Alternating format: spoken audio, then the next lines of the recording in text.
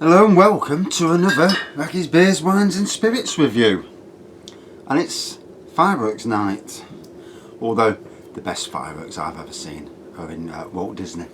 You know, unbelievable. They make anything over here look poor. So, going to be reviewing tonight this fella. Wychwood's Dr. Thirsties. And I've got to be honest, I don't think I've ever tasted it. And I've tasted just about everything that Wychwood have produced. So it says here, a shimmering blonde concoction of fruits provides instant refreshment with an insanely fragrant aroma.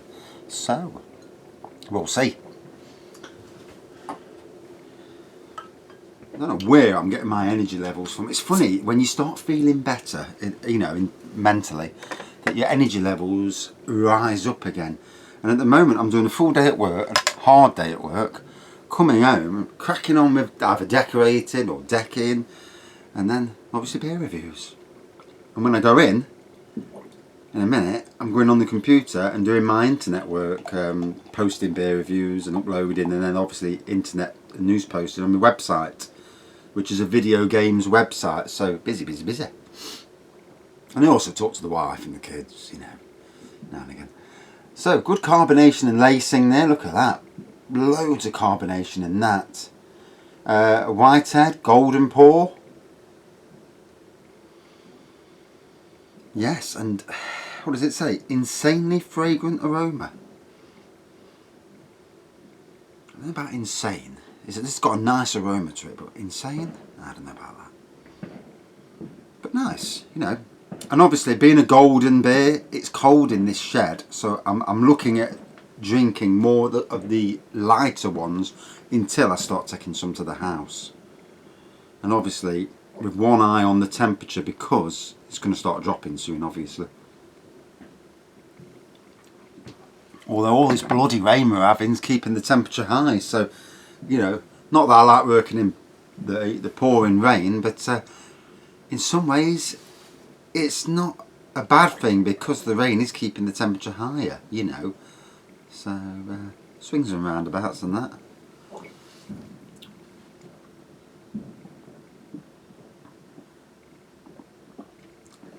And as a gardener, I don't want it too cold, you know. I mean, I've got all the thermal gear. Today, I had to trim this meadow area. And it's only done once a year. And I had my work clothes on, which I've got on at the moment. And I wore one of these disposable suits. We usually use them for spraying, but you can use them for decorating, all sorts. And my God, every last little bit of me was black. You know, even my face and head was black as they come. And thank God I don't do that often. Especially on a day when it's pouring with rain, on the bloody bank where I'm slipping. And then I nearly fell off a wall as well. All good fun.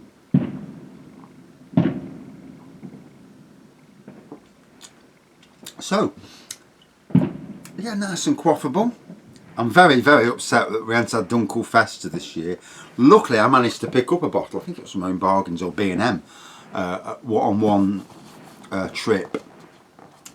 And yeah, and I reviewed it only a month or so ago. But to have none, and not happy with our supermarkets, you know.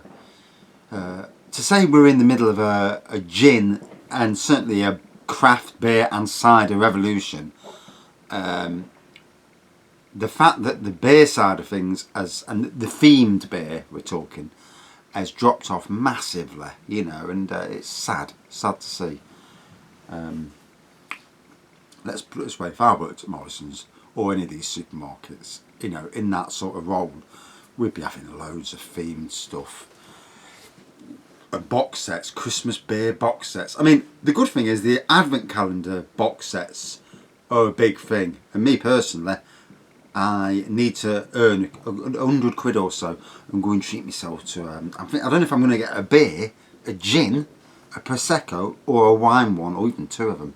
You know, I mean, last year my daughter actually bought me the Iceland wine advent calendar, and I've never heard of any of the brands, and obviously I've worked in the beer industry for 5 years, and I've not heard of any of them, but there were some absolute stunning varieties amongst them. And this year, you know, I'm hoping to do one of each again. Although, you know, got to be careful how many I buy, because obviously I don't want to buy. If I buy a gin, a prosecco, if I get all 4, then my wife's not going to be happy with me. 4 reviews every night. I can see the old red card being handed out to Mr. Rag.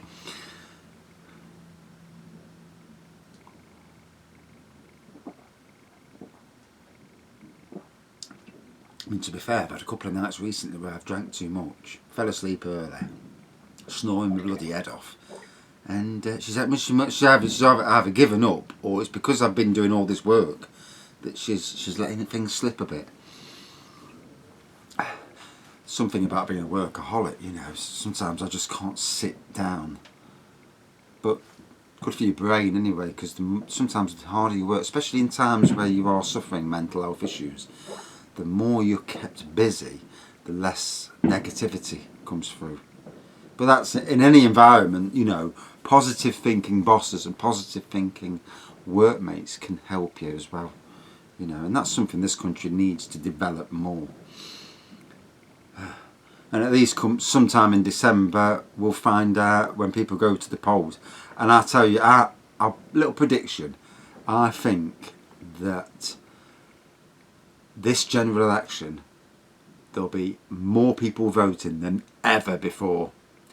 Whichever side of the fence you're sitting on, whether you're on the Remain or the Leave side, you know, there'll be a lot of voting. And a lot of, I mean, let's be fair, we're all fed up to the back teeth of the Conservatives, Labour, Lib Dems, Scottish National Party. You know, they're all a bunch of idiots. But there's no party big enough to take any of them on and bring in a new era. You know, there's good and bad in both parties. And out of them all, I know Boris Johnson's is a bit of an oaf.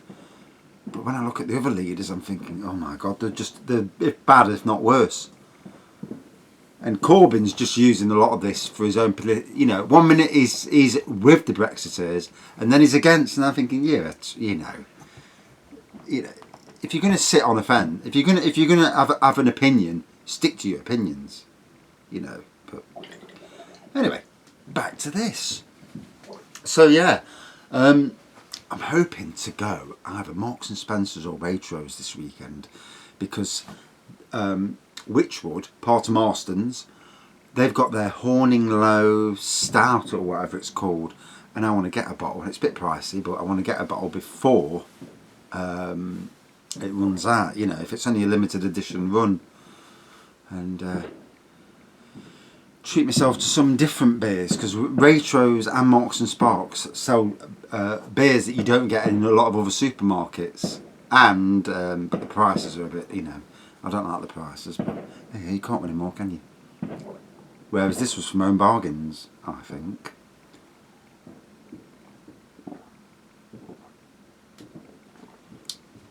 So, let me read the back of that bottle again.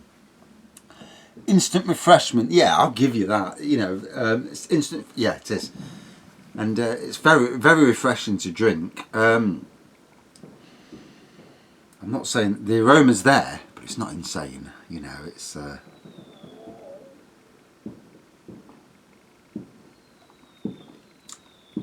For me, a good quaffable beer. And even at this time of the year, you know, I've got the fire on in the background because it's freezing in there. And finally, it looks like these two are slowing down on the bubbling. So soon I can bottle up both my Bad Cat Imperial and my Chateau Neuf de Pape. And we'll have a review on both at bottling stage. And then we'll have a review... Oh, it's still fucking going there. And then we'll have a review a month after at maturing stage, just to see how it develops. Sometimes some homebrew is good day one, and some, when it matures, you know, it improves vastly, you know. But I've had some beers which on day one were lovely. A month in, the strength had come from the secondary fermentation. And obviously you put a spoon in, or you know, you can put what you like in really. Although you've got to be careful on bottles, because your bottles can blow. And I've had that before. Made a right bloody mess in this shed. And yeah, they can get to the stage where they're too strong. You know, I've had beers that were like 8%. They've gone up to a daft. You know, I'm drinking it. I thought, oh my god, and it's at the stage it's nearly undrinkable because it's that strong. Although I still drank it, obviously. You know, waste not, want not. I'm going to drink that prune juice wine one of these days, but I touched it for a bit. Next time I'm feeling constipated, I'm woofing that down, and then just sit on the toilet and let nature take its course. And one of these, I'm gonna slip my mate when he comes round some pomegranate juice wine. See how what he thinks about that. Or I might take some to work and see how everyone goes. Hey, I get a dram of that down you. So yeah, back to this anyway. It's a quaff for me, a good quaffable beer. Not as good as the King Goblins and the Hobgoblins. Yeah, they are outstanding beers. And Black Witch, oh, that is an amazing beer. And good to see that they haven't messed about with the label on this is fantastic. And the new labels, I'm not impressed, you know. And I know a lot of beer reviewers aren't impressed, you know, with the new labels. They're a bit bland. But hey, you know, companies make decisions. I don't understand that decision, but yeah, we won't go any further.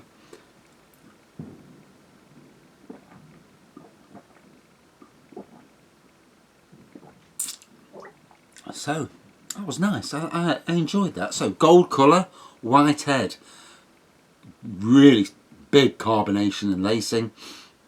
There was a florally aroma. It wasn't insane. I don't know, you know.